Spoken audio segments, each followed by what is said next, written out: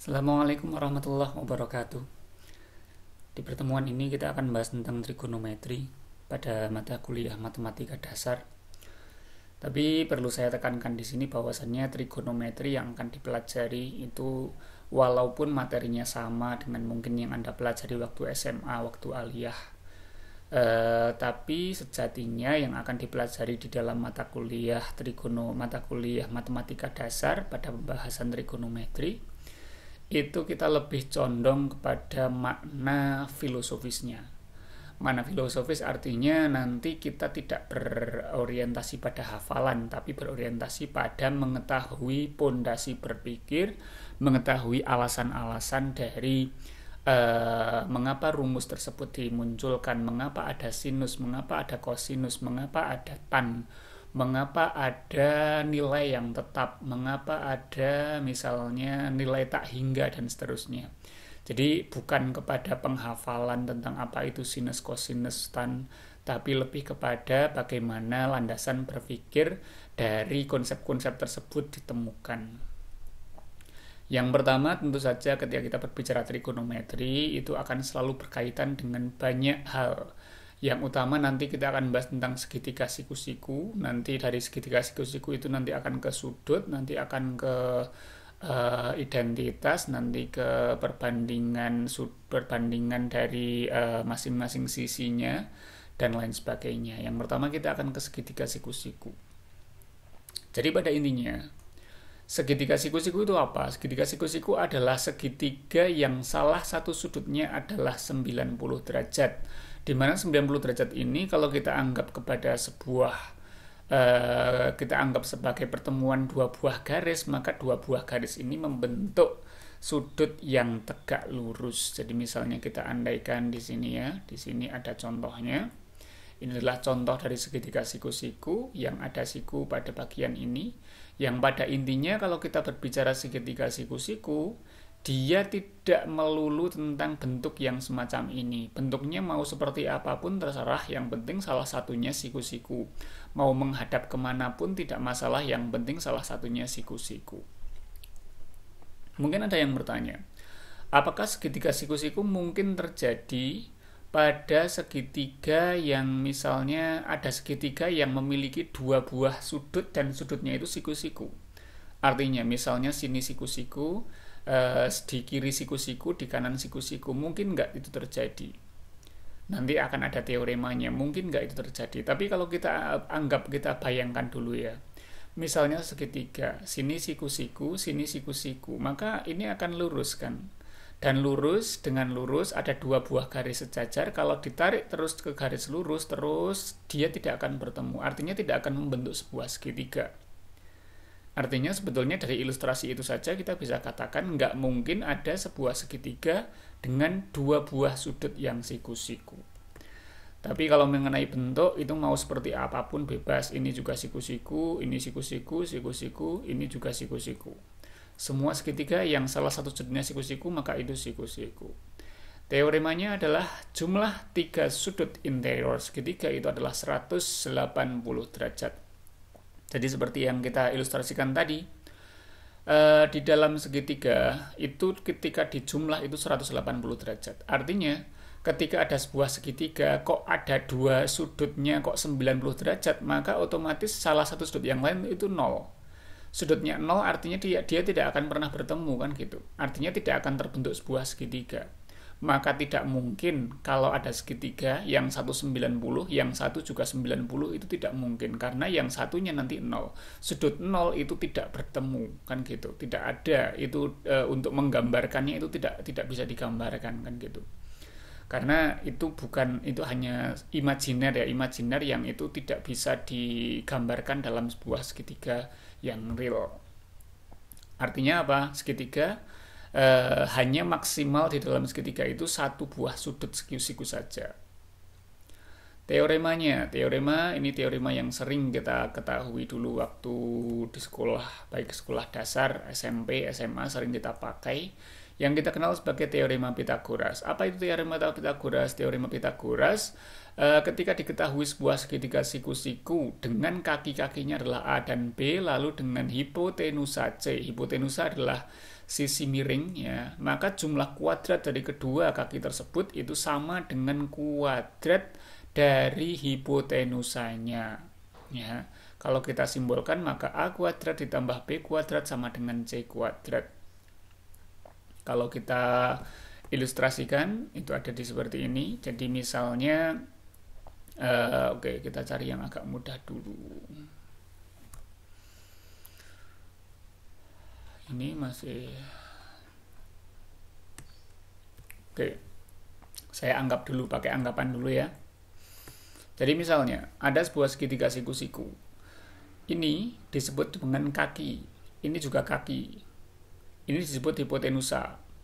Jadi hipotenusa itu adalah sisi miring, lalu yang ini sama yang ini itu disebut kaki.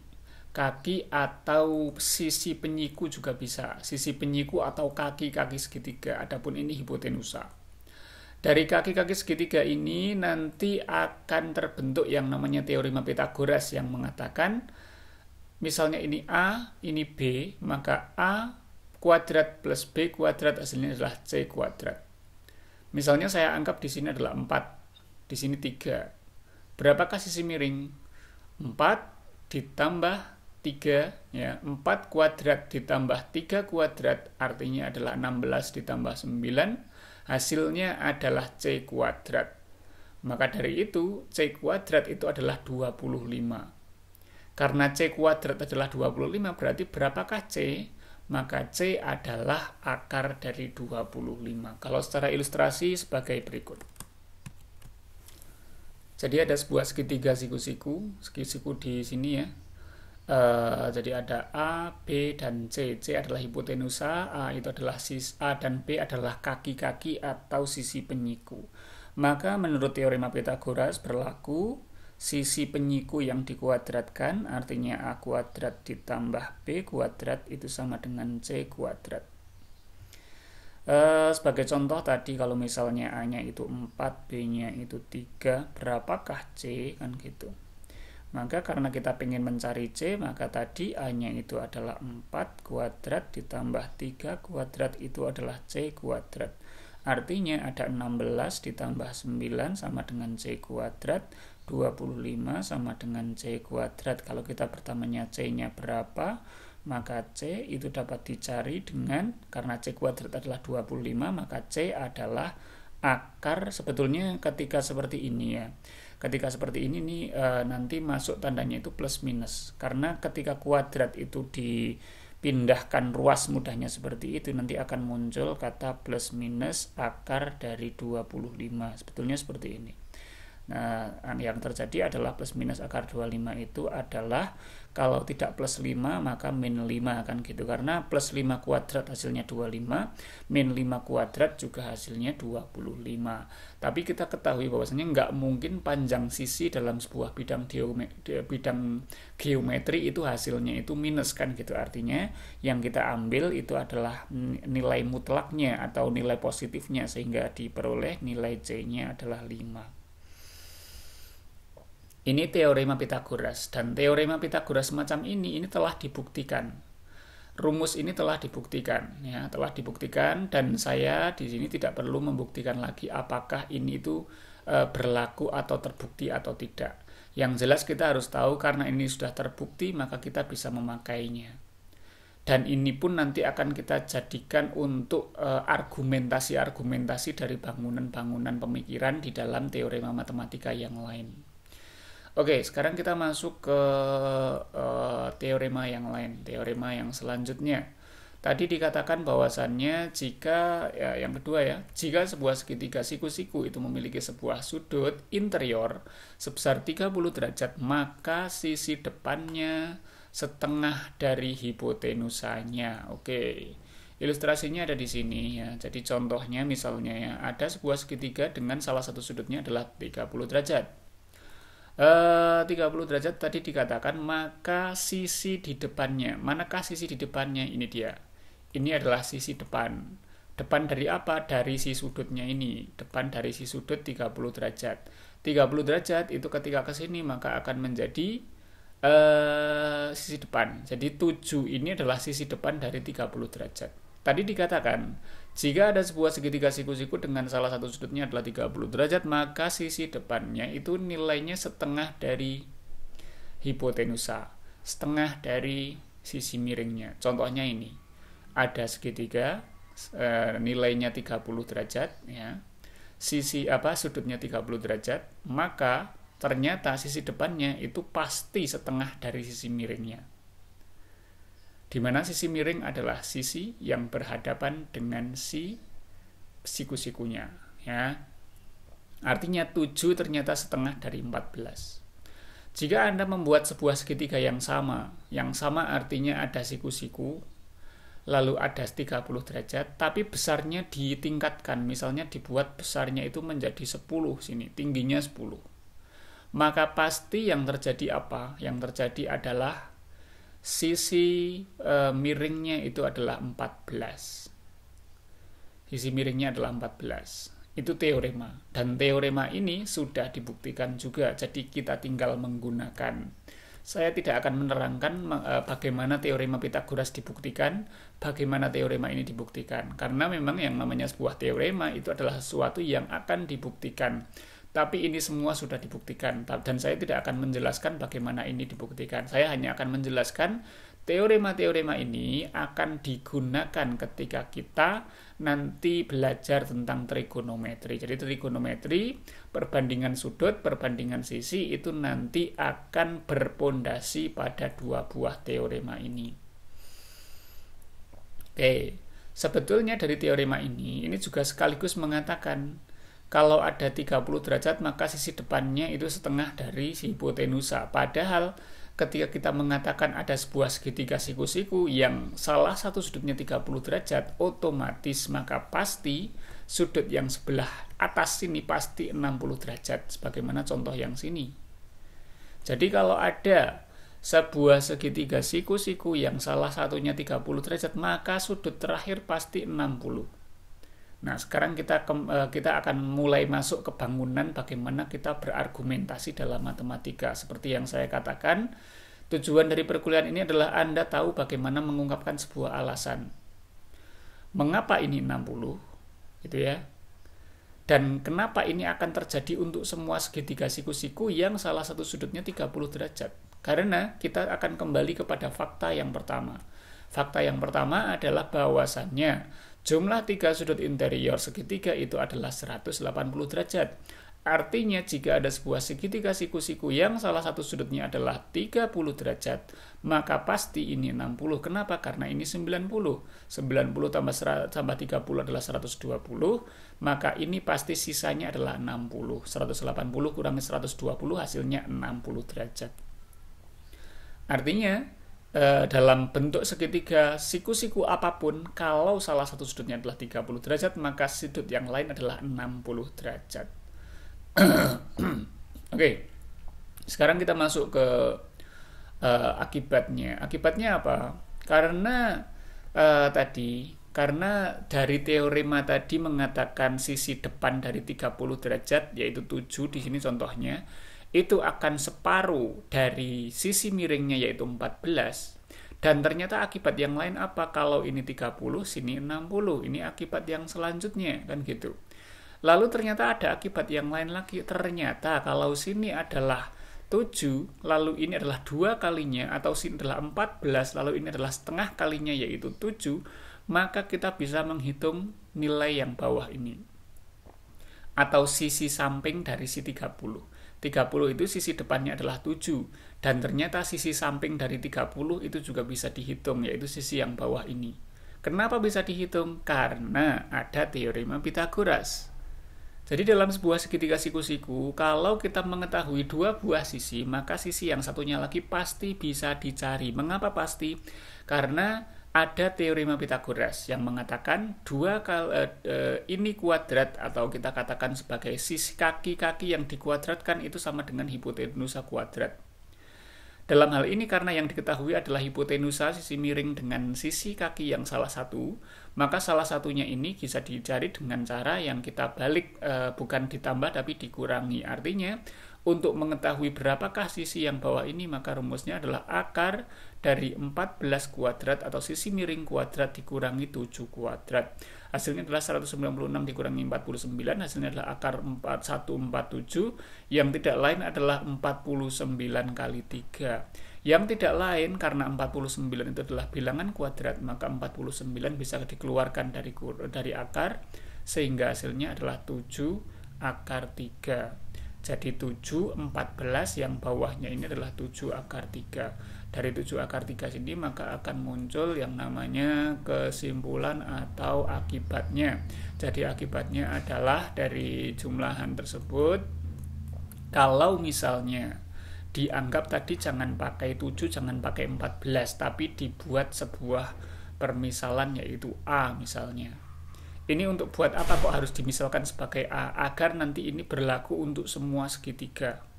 Bukan hanya untuk segitiga dengan ukuran 7 pada bagian sini dan 14 pada bagian sini, bukan. Tapi agar nanti ini berlaku untuk semua segitiga. Ilustrasinya, kalau sini A, sini 2A, maka sini A akar 3. Kita bisa buktikan dulu untuk yang ini ya, untuk teorema ini. Untuk contoh dari yang A dan juga tadi 2A. Jadi dari teorema yang pertama mengatakan kalau segitiga siku-siku yang salah satu 30 derajat, maka yang depan dari segitiga siku-sikunya, depan bagian sini ya, itu misalnya kita anggap sebagai A, maka depannya ini akan setengah dari hipotenusa. Artinya kalau setengahnya, maka kalau ini A, maka di sini adalah 2A. Itu bunyi teorema yang kedua tadi. Lalu dari teorema Pitagoras kita akan mendapatkan bahwasannya untuk sisi yang bawah ini, berapakah sisi yang bawah ini? Sisi yang bawah ini itu adalah akar dari 2A kuadrat dikurangi A kuadrat. Sebagaimana teorema Pitagoras, sehingga dihasilkan berapakah ini hasilnya? 2A kuadrat, ini bukan 2A kuadrat ya, 2A yang dikuadratkan. Ini jangan sampai keliru nanti kalau 2A kuadrat. Kalau 2A kuadrat itu berarti yang dikuadratkan hanya A-nya, tapi kalau dikasih kurung, yang kita membacanya adalah 2A yang dikuadratkan atau kuadrat dari 2A, maka ini nanti hasilnya berbeda. Gimana hasilnya? Maka ini hasilnya adalah akar dari 2A kuadrat itu sama aja dengan 2 kali 2 dengan A kali A. Sehingga hasilnya adalah 4A kuadrat dikurangi A kuadrat. Hasilnya apa? Hasilnya adalah 3A kuadrat yang di akar. Hasilnya apa? Karena ini adalah 3A kuadrat, itu artinya 3 kali A kuadrat, maka A kuadrat ini bisa dikeluarkan dari akar. Sehingga hasilnya adalah A akar 3. Oke, jadi sisi yang bawah ini hasilnya adalah A akar 3 sebagaimana segitiga ini. Pada intinya apa? Kalau ada segitiga siku-siku yang salah satu sudutnya adalah 30 derajat, maka tadi dikatakan sisi depannya itu setengah dari sisi miring. Itu sesuai teorema. Lalu ada hukum lagi yang lain, karena ada teorema Pitagoras, maka sini A, sini 2A, maka sini pasti A akar 3. Itu berdasarkan teorema Pitagoras. Lalu kalau kita buat satu akibat lagi, kalau ada segitiga siku-siku, sini 30 derajat, otomatis yang sini itu 60 derajat. Jadi argumentasi-argumentasi ini adalah bangunan pemikiran dari matematika. Matematika itu tidak pernah menghasilkan sebuah kesimpulan tanpa sebuah alasan. Ada alasannya, tidak ada yang nggak ada. Jadi semua akan selalu beralasan, dan alasannya itu akan disepakati oleh semua orang karena matematika itu adalah bangunan dari logika, dan semua orang itu bersepakat atas suatu logika. Jadi tadi ya saya ulangi, mengapa ketika ada sebuah segitiga siku-siku yang salah satu sudutnya 30 derajat, maka akan muncul A dan 2A. A dan 2A ini muncul karena bunyi yang pertama, bunyi teorema yang tadi, bahwasannya kalau ada 30 derajat dan satunya siku-siku, maka sisi depan yaitu A itu akan setengah dari sisi miringnya. Itu menjawab mengapa ini 2A, mengapa ini A. Mengapa ini A akar 3? Jawabannya ada pada teorema Pitagoras. Mengapa ini 60 derajat? Jawabannya ada pada jumlah sudut interior dari sebuah segitiga adalah 180 derajat, maka ini pasti 60. Jadi semuanya memiliki bangunan pemikiran, memiliki alasan-alasannya. Oke, yang selanjutnya dari bangunan yang ini ya. Jadi intinya kita sudah tahu ya, ini harus akan menjadi patokan. Patokannya adalah kalau ada sebuah segitiga yang salah satu sudutnya 30 derajat, maka ini pasti 60, maka ini bisa disimbolkan sebagai A, ini sebagai 2A, ini sebagai A akar 3. Dari sini sebetulnya nanti kita juga bisa memasukkan sebuah akibat satu lagi. Artinya nilai A yang dimasukkan berapapun ini akan selalu sama. Misalnya A-nya kita masukkan angka 7 tadi, maka ini 7, ini 14, maka di bawah ini menjadi 7 akar 3. Kalau ada sebuah segitiga yang ukurannya misalnya ini 100, maka ini akan menjadi 200, maka ini akan menjadi 100 akar 3. Dan itu terus seperti itu, akan selalu seperti itu. Ini untuk sebuah segitiga yang ukurannya 30, 60, 90. Atau salah satu sudutnya 30 derajat, mudahnya gitu. Lalu bagaimana jika ada sebuah segitiga siku-siku yang salah satu sudutnya adalah 45 derajat? Kalau yang terjadi adalah demikian, maka yang terjadi adalah seperti ini. Kalau ada sebuah segitiga siku-siku yang salah satu sudutnya adalah 45 derajat, maka otomatis sudut yang lain, yaitu yang sini, adalah 45 derajat juga. Kenapa? Berdasarkan fakta yang pertama tadi, bahwasannya jumlah sudut interior dalam sebuah segitiga adalah 180. 90, 45, 135. Agar menjadi 180, maka ini pasti 45. Dalam sebuah contoh, karena misalnya ini adalah 45, ini adalah 45, maka yang terjadi apa? Segitiga yang terbentuk ternyata adalah segitiga sama sisi. Artinya sisi kaki-kaki ini yang membentuk penyikunya ini pasti akan sama nilainya. Kalau sini 8, pasti ini juga 8. Kalau ini 9, ini juga 9. Itu hukum dari ketika sebuah segitiga siku-siku salah satu sudutnya 45 derajat. Mengapa demikian? Karena ketika sudutnya sama, maka sisi kakinya ini juga akan sama. Artinya akan terbentuk segitiga sama kaki. Kaki sebelah sini akan sama dengan kaki sebelah sini. Itu akibat yang pertama ketika kita berbicara salah satu sudutnya adalah 45 derajat. Akibat yang kedua, kalau di sini 8, yang sini 8, ternyata akan dihasilkan berapakah yang sini? Yang miring ini berdasarkan teorema Pythagoras, maka ini adalah akar dari 8 kuadrat tambah 8 kuadrat. Hasilnya adalah 64 tambah 64, 128. 128 tidak lain adalah 64 kali 2. 64 kali 2, karena ini sudah kali, maka 64 bisa dikeluarkan dari akar, sehingga hasilnya adalah 8 akar 2. 8 akar 2 itu sisi miringnya. Sehingga sebetulnya ini akan terjadi untuk seluruh nilai yang selain 8.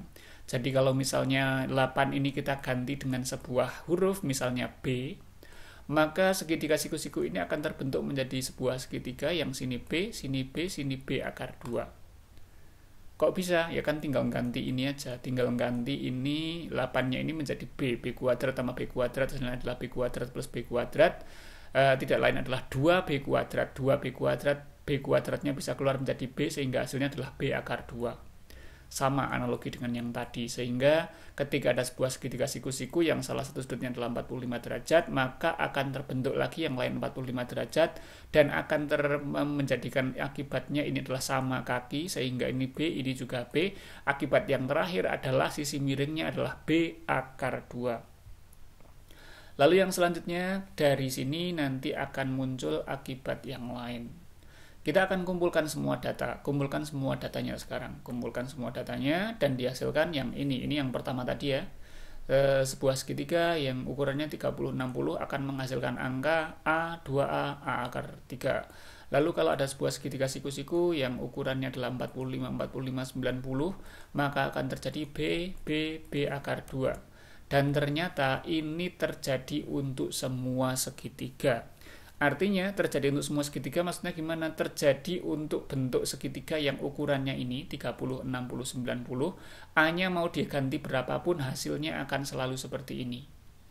Begitu pula yang untuk ukuran 45, 45, 90, B-nya mau diganti dengan angka berapapun tetap perbandingannya akan seperti ini. B, B, B akar 2. Seperti yang dikatakan tadi, misalnya B-nya kita ganti dengan 1000, maka ini pasti 1000, ini 1000, ini 1000 akar 2. Dan tidak akan pernah berubah seperti itu. Karena ketidakberubahan itulah maka muncul yang namanya perbandingan trigonometri. Apa itu perbandingan trigonometri? Ketika membandingkan antar sisinya, maksudnya gimana? Kan kita tahu tadi yang pertama dari segitiga yang ini dulu.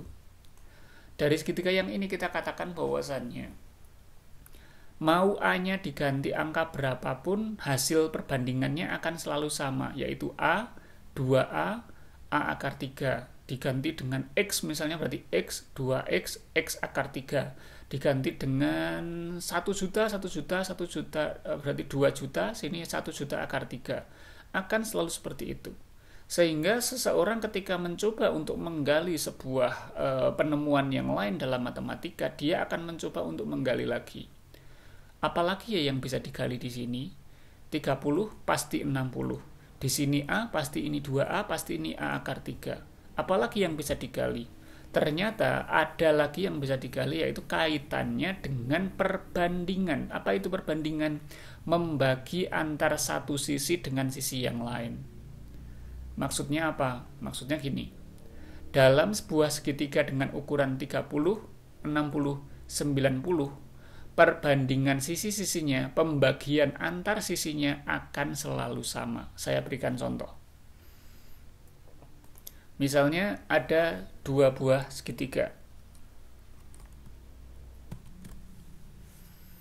Oke, ada dua buah segitiga di sini yang ukurannya berbeda. Jadi tadi dikatakan kalau ada dua buah segitiga yang ukurannya itu salah satunya adalah 30 derajat, yaitu siku-siku semua. Maka sebetulnya dalam konsep yang dulu mungkin di SMP atau SMA dikatakan segitiga ini sebetulnya sebangun. Sebangun artinya bentuknya sama, walaupun ukurannya berbeda. Dan ternyata dari dua buah segitiga sebangun ini, ternyata tadi dikatakan kalau sisi depannya adalah 5, maka ini pasti 10, karena ini pasti setengah dari sini. Kalau sini A, sini 2A, dan sini pasti A akar 3, artinya ini adalah 5 akar 3. Sini 7, sini pasti 14, sini pasti 7 akar 3. Dan ternyata tadi dikatakan pula berarti akan menghasilkan suatu perbandingan yang sama pula untuk semua segitiga kalau kita lakukan pembagian. Misalnya, bagian sini kita bagi sini, maka 5 bagi 10 hasilnya adalah setengah. Ternyata terjadi pula di sini 7 dibagi 14 itu juga hasilnya setengah. Dan akan terjadi untuk segitiga yang lain. Misalnya segitiga dengan ukuran sini 100, sini 200. Dibagi 100 bagi 200 hasilnya pun setengah.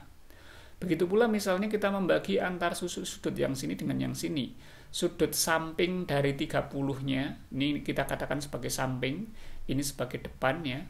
Samping dibagi depan itu ternyata hasilnya adalah 5 akar 3 dibagi 5. Hasilnya adalah akar 3. Ini pun sama, 7 per akar 3 dibagi 7. Hasilnya juga akar 3. Artinya sama untuk segitiga ini. Jadi mau bentuknya, mau ukurannya berapapun akan selalu menghasilkan perbandingan trigonometri yang sama. Karena perbandingan trigonometrinya akan selalu sama, maka apa yang terjadi? Kita bisa mendefinisikan pembagian-pembagian yang tadi. Yang pertama, kita bisa mendefinisikan yang namanya sinus dari suatu sudut. Sinus A. Sinus A itu terjadi ketika sisi depan dari sudut A dibagi dengan sisi miring. Itu namanya sinus A. Kenapa kita bisa mendefinisikan sinus A? Karena nilai dari sinus A, kalau sudutnya untuk suatu sudut tertentu dalam sebuah segitiga siku-siku, itu nilainya akan selalu sama, sebagaimana yang kita ilustrasikan tadi. Dan sin A itu mencoba membagi antar sisi depan dengan sisi miring. Berarti dalam contoh yang ini, berapakah sinus 30? Sinus 30 adalah sisi depan. Depannya itu berarti A, ini depannya. Depan itu adalah depan dari si sudutnya.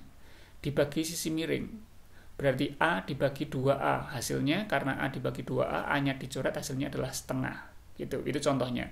Berarti sinus 30 derajat itu adalah setengah. Kenapa? Karena depan dibagi miring adalah A dibagi 2A, hasilnya adalah setengah.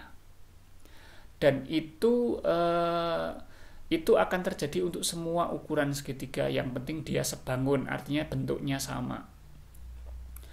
Lalu ada yang namanya kosinus. Kosinus itu terjadi ketika membagi antara sisi samping dengan miringnya, atau hipotenusanya. Berarti contoh di sini misalnya ada sudut 30 derajat. Berapakah Cosinus dari 30. Cosinus 30 adalah samping, yaitu yang sini. Jadi depan sini itu disebut sebagai A ini disebut sebagai depan dari 30 derajat. Sedangkan ini, yang bawah ini disebut sebagai samping dari 30 derajat. Yang 2A ini disebut sebagai sisi miringnya. Berarti kita katakan cos A itu sisi samping dibagi dengan hipotenusa. Itu cos A. Dan itu nilai dari cos A untuk semua sudut. Untuk semua sudut misalnya cos 30 derajat ya. Cos 30 derajat untuk semua segitiga yang memiliki sudut 30 derajat, siku-siku gitu, maka itu nilainya akan selalu sama. Lalu ada yang namanya tangen. Tangen itu ketika membagi antara depan dengan samping. Berarti tangen 30 misalnya, tangen 30 itu terjadi ketika A dibagi dengan A akar 3. Depan per samping. Secara lebih mudah itu nanti kita bisa, ini untuk BC, AB, CA, AB ini hanya simbolisasi saja ya. Jadi misalnya sisi depan dari A ya, sudut A. Sudut A-nya mana? Sudut A-nya ini. Berarti sisi depannya itu sini. Sini itu berarti BC gitu ya. BC gitu ya. Atau biasanya juga disimbolkan dengan huruf yang kecil dari sudutnya. Jadi misalnya kalau ini A besar, maka sebelah sini A kecil. Kalau sini B besar, maka depan dari sudutnya sini adalah B kecil. Kalau sini C besar, maka sini adalah C kecil. Itu untuk kaitannya dengan pendefinisian sin kostan. Lalu ada yang namanya kot, ada yang namanya sekan, ada yang namanya kosekan. Perlu diketahui, kot atau kotangen singkatannya itu adalah kebalikan dari tan. Sedangkan sekan itu kebalikan dari kos, kosekan kebalikan dari sin. Otomatis kita bisa katakan begini, kot atau kotangen A itu adalah hasil dari sisi samping dibagi sisi depan. Atau kita katakan sebagai sepertan A. Sekan itu adalah didefinisikan sebagai kebalikan dari kos. Berarti dia bukan sisi dibagi miring, bukan samping dibagi miring, tapi miring dibagi samping. Atau bisa juga dengan mencari dengan 1 per cos A. Yang terakhir adalah kosekan A. Kosekan A itu terjadi ketika 1 dibagi sin A. Atau kita katakan karena sin A-nya itu adalah depan dibagi miring, maka kosekan itu adalah miring dibagi depan. Itu untuk kosekan. Nah, ini masalah simbol aja, ABC ini simbol-simbol saja. Lalu bagaimana jika sebelumnya kita membahas sudut, bagaimana dengan sudut yang lainnya, misalnya sudut yang lainnya. Nah, misalnya sudut B. Sudut B, nah, berarti kan tinggal ganti aja. Sudut B yang jelas, kalau kita katakan sudut B berarti di sini. Berarti kalau sudut yang dibahas adalah B, maka depannya itu yang sini. Nah, ini depan. Miringnya yang ini tetap.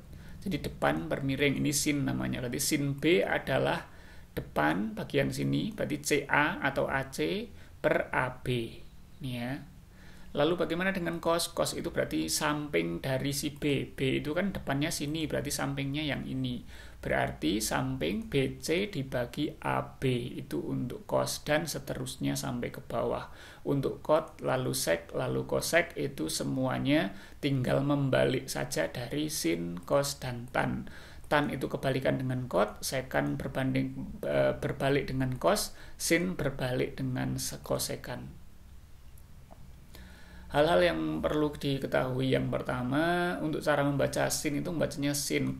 Cos itu jangan dibaca cos, tapi bacanya kos. Tan tetap tan. Kot, nah ini bisa dibaca kotangen atau kot juga boleh. Sek, ini bacanya adalah sekan ya. Bukan secan, sekan gitu aja pakai K. Sekan. Lalu kosekan itu membacanya adalah koskan. Koskan bisa, kosekan juga bisa. Koskan. Oke, ini cara untuk menghafalkan. Ini ada yang namanya penghafalan cepat. Jadi kan yang namanya sinus, kosinus, sama tangen itu kan nggak perlu dicari alasannya. Mungkin ada yang, tadi kan kita bertanya ya. Jadi tujuan dari perkuliahan ini adalah agar kita tahu bahwasannya segala sesuatu harus ada alasannya. Mungkin ada yang bertanya gini, mengapa sinus adalah depan per miring? Mengapa sinus alfa itu rumusnya adalah depan dibagi miring?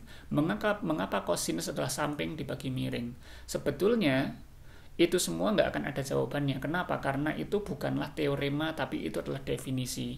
Artinya itu adalah sebuah kesepakatan. Mengapa sinus adalah depan per miring? Karena disepakati demikian oleh, kita katakan dalam tanda petik, ulama terdahulu dari si matematikanya atau penemu awal dari trigonometrinya. Jadi mengapa sin adalah depan per miring? Ya karena memang disepakati demikian. Itu definisi. Mungkin pertanyaannya lebih kepada mengapa didefinisikan demikian? Karena ada definisi sinus, kosinus, dan tangen itu terjadi karena ada nilai yang akan selalu tetap untuk semua ukuran segitiga dengan bentuk sudut yang sama. Jadi misalnya 30 derajat, itu kan sudutnya berarti untuk sinus 30 derajat. Dengan ukuran segitiga berapapun asalkan mengandung angka 30 derajat dan siku-siku, maka nilai sinnya akan selalu sama. Sin itu apa? Depan dibagi miring. Ya, itu akan selalu sama. Begitu pula untuk cos, untuk tan. Maka itulah perlu didefinisikan. Untuk cara menghafalnya, sin itu adalah depan per miring. Bacanya adalah sin demi, cos sami, tan desa. Itu cara untuk menghafalkan agar mudah untuk menghafalkan saja. Ini saya kira sudah pernah dibahas dulu. Sehingga di sini dihasilkan yang namanya sin 30 derajat itu adalah A per 2, hasilnya 1 per 2. Cos 30 derajat itu adalah A akar 3 dibagi 2, hasilnya akar 3 per 2 setengah akar 3. Jadi kalau di sini ya, A akar 3 dibagi 2A, kan ukurannya itu kan untuk sudut 30 derajat, maka pasti di sini A, di sini 2A, di sini A akar 3. Itu kepastian sebagaimana yang telah dibuktikan tadi. Sini pun pasti 60 derajat. Sinus 30 derajat artinya depan per miring, A per 2A, A per 2A, A-nya dicoret, sehingga hasilnya adalah setengah. Cos 30 derajat berarti cos 30 derajat samping per miring. A akar 3 dibagi 2A, A akar 3 dibagi 2A, A-nya dicoret, hasilnya akar 3 per 2. Akar 3 per 2 ini tidak lain adalah 1 kali akar 3 per 2. Artinya adalah seperdua akar 3 atau setengah akar 3. Bagaimana dengan tan 30? Tan 30 itu adalah depan per samping, tan desa. Tan 30 depan per samping, A dibagi A akar 3. A dibagi A akar 3, A-nya dicoret. Sehingga hasilnya adalah 1 per akar 3. Mungkin yang perlu saya terangkan di sini, seper akar 3 sama dengan sepertiga akar 3. Loh kok bisa seperti ini? Ini ada proses yang dilewati di sini. Prosesnya bagaimana? Prosesnya. Jadi prosesnya itu adalah ini adalah 1 per akar 3 ya. 1 per akar 3 sama dengan sepertiga akar 3. Kita lihat. Kita buktikan di sini. 1 per akar 3. Itu sebetulnya agar bisa dirubah lagi. Dalam matematika itu kalau bisa penyebut itu jangan dalam bentuk akar. Jadi perlu disederhanakan lagi agar penyebut tidak dalam bentuk akar. Caranya bagaimana? Yuk kita kalikan dengan yang bawah yang ada akarnya tadi. Karena di bawah mengandung akar 3, maka kita kalikan atas dengan akar 3, yang bawah juga akar 3. Hasilnya bagaimana?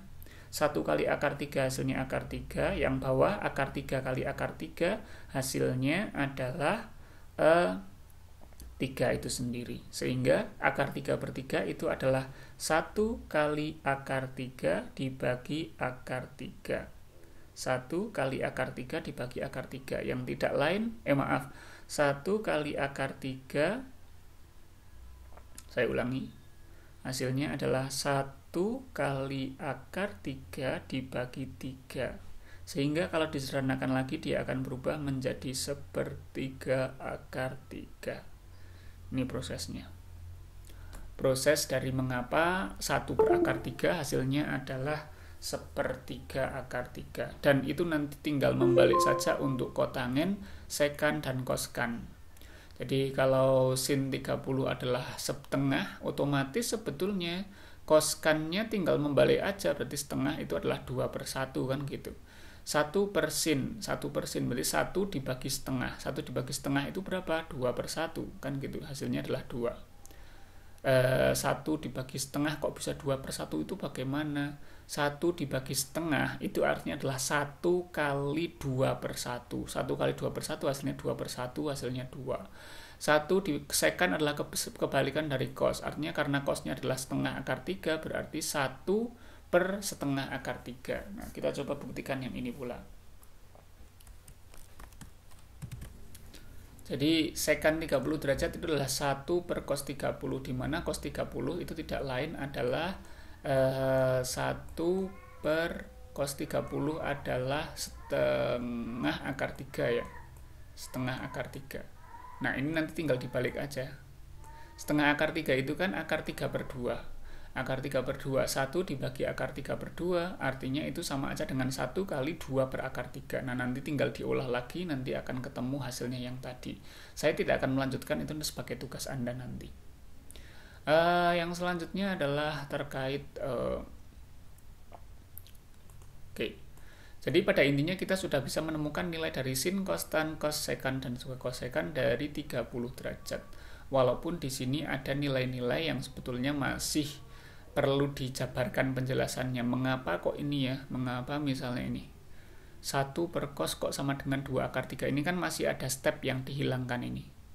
Begitu pula untuk yang 60 derajat ya. Nah, mungkin ada yang bertanya, ini apa maksudnya Pak 90 per alfa dan seterusnya? Ini adalah sisi penyiku. Artinya sin 60 derajat itu nanti akan sama dengan cos 30. Artinya sin dari ini kan berarti kalau kita katakan sin 90 min A itu sama dengan cos A. Ini nanti akibatnya. Kenapa? Karena 60 dan 30 itu saling berpenyiku. Berpenyiku maksudnya apa? 60 ditambah 30 itu hasilnya 90. Sehingga sin 90 misalnya 30. Sin 90 min 30 sama dengan cos dari 60.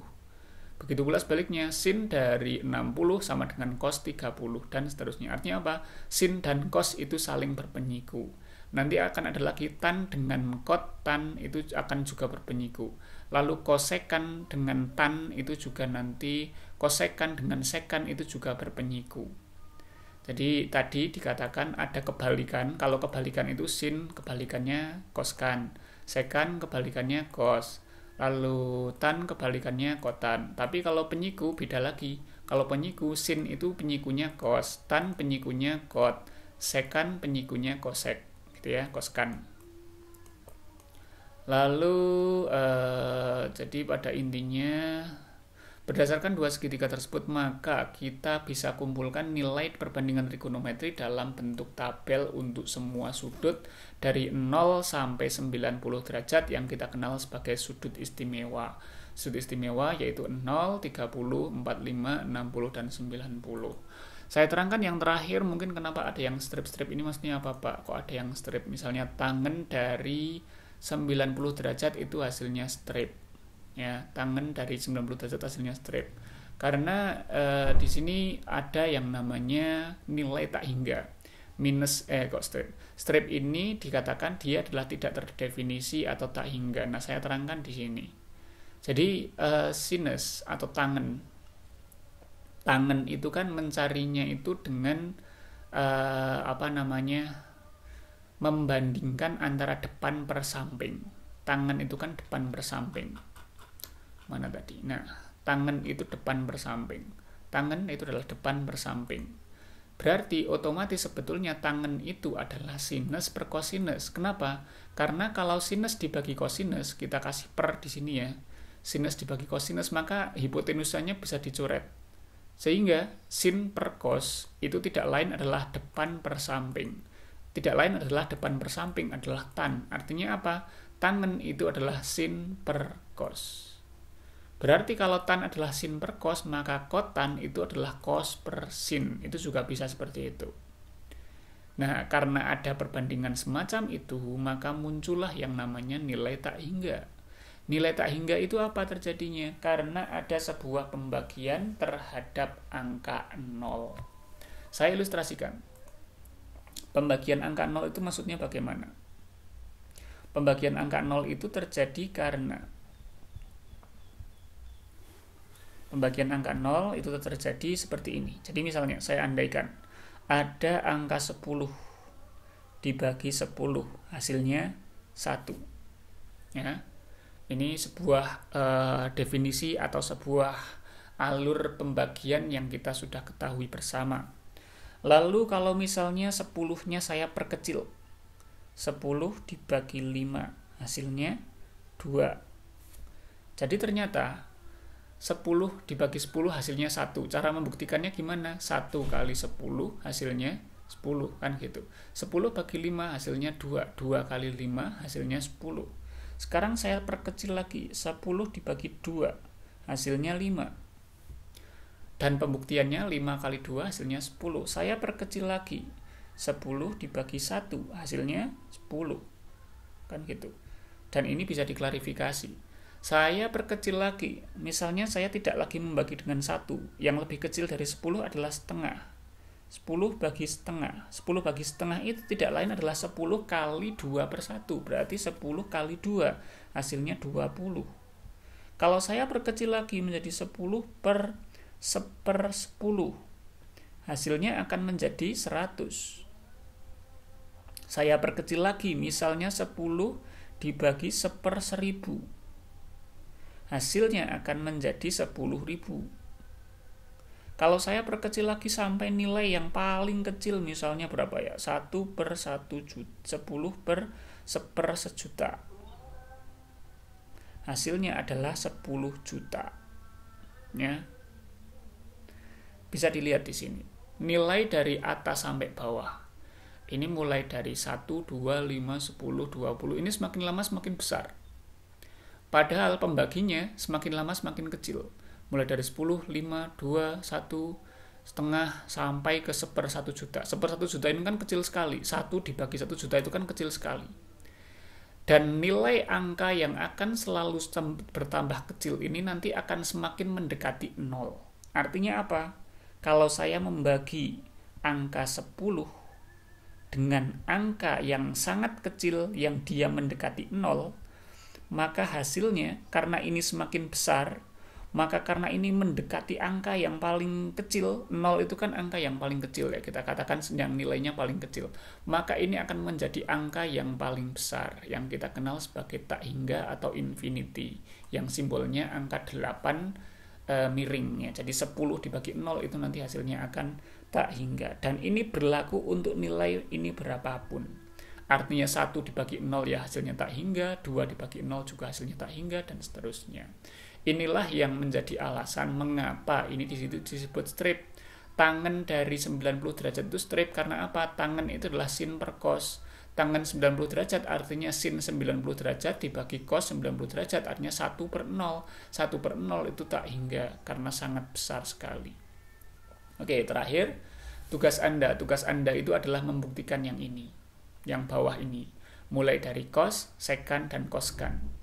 Berapakah nilai coscan, sekan, dan cosekan untuk nilai 0, 30, 45, 60, dan 90? Tapi yang pengen saya minta adalah Anda menggunakan cara atau stepnya. Mengapa di sini akar 3, mengapa 2 per akar 3, mengapa akar 2, mengapa 1/3 akar 3, mengapa 2 akar 3. Dan 2 per akar 3 ini saya minta Anda harus tidak boleh membuat seperti ini, karena 2 per akar 3 seperti yang saya katakan tadi, penyebut tidak boleh dalam bentuk akar. Jadi diupayakan penyebutnya sudah tidak lagi dalam bentuk akar. Jadi akarnya sudah berpindah ke atas atau ke samping, sebagaimana ini sudah pindah ke sampingnya berarti ya. Jadi rubahlah bentuknya, dan juga saya minta stepnya. Stepnya seperti apa? Ya tinggal balik aja. Kan pada intinya Anda sudah tahu. Cot itu kebalikan dari tan, sekan itu kebalikan dari cos, coscan itu kebalikan dari sin. Jadi tinggal balik aja. Berarti misalnya kita ingin mencari berapakah sekan dari 30 derajat. Sekan 30 derajat adalah 1/sinnya. 1/sin dari cos. Berarti 1/setengah akar 3. Nah, tugas Anda itu nanti tadi stepnya 1 dibagi setengah akar 3 itu hasilnya berapa. Dan ini bukan jawabannya ya, ini bukan jawabannya karena tidak boleh penyebutnya itu dalam bentuk akar. Upayakan nanti semua jawabannya dalam bentuk seperti ini. Ya, ini sudah benar ini, seperti ini. Ya, ini belum. Ini sudah benar, ya. Seperti itu. Jadi upayakan Anda membuat yang ini. Jadi soalnya saya ulangi. Soalnya adalah carilah nilai cot, sekan, coscan untuk sudut-sudut istimewa dari 0, 30, 45, 60 sampai 90. dengan cara dan juga stepnya. Diupayakan dalam penyebut tidak boleh ada tanda akar. Silahkan kumpulkan tugasnya di dalam Google Form yang saya share di grup. Kurang lebihnya mohon maaf. Assalamualaikum warahmatullahi wabarakatuh.